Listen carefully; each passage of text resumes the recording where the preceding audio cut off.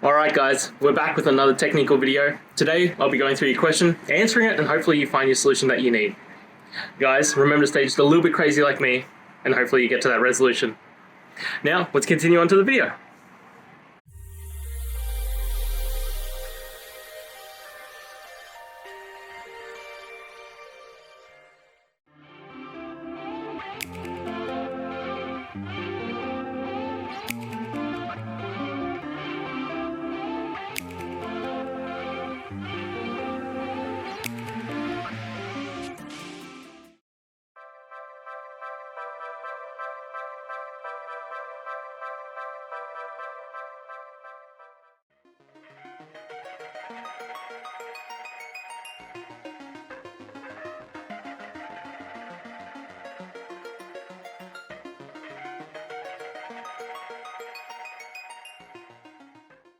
And that's it guys.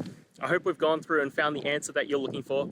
And look, if we did find that answer in your resolution, please hit the subscribe button. I'd really appreciate it. Now, until the next time you need technical videos, I hope you have a good one.